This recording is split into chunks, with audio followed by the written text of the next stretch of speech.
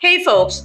Ang bago nating kakaibang susubukan at kakainin ay ang product na hindi nyo inakalang meron ng caffeine. By the way, this is not a sponsored video.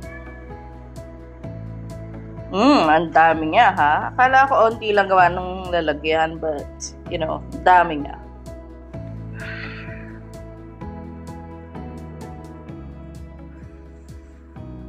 Init ha, baka mapasok.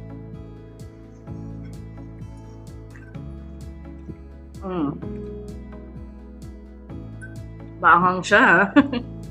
I mean naman ang tom yum, diba? It's normally maasim na maanghang.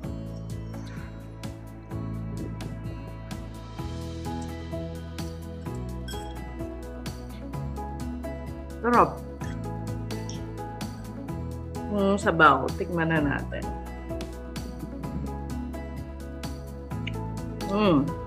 Maanghang siya pero bearable naman siya.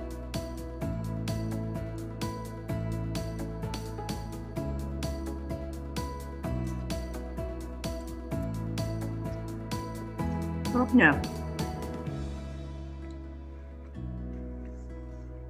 Yung anghang niya, maanghang siya talaga eh, pero hindi siya yung tipong anghang na alam niyo yung mga fire noodles na mapapaano ka talaga. Mapapaluwa. Maluluwa mo yung noodles. Hindi siya ganoon eh. Para siyang yung anghang ng wasabi na magandang quality. Para siyang gumaganon ang jogi sa dila mo.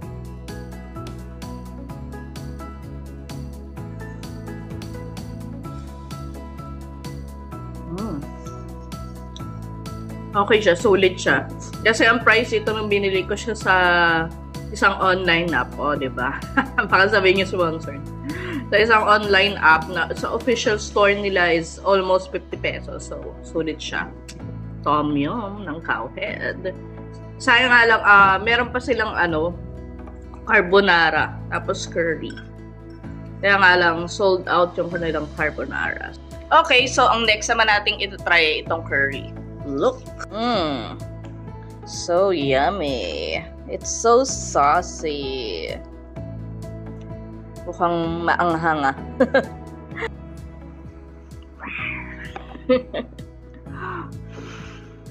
Init ha, baka mapaso ako bago ko matikman.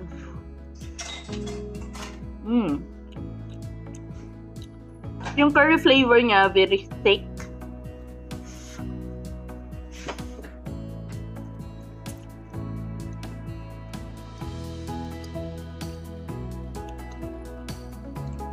Maanghang ah. Hindi siya para sa mga mahilig sa hindi mahilig sa maanghang or mababa yung tolerance. Then but you can still eat this kung gusto niyo matikman.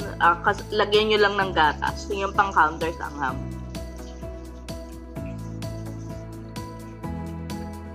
As usual, the noodles are very thick. Nakita niyo naman.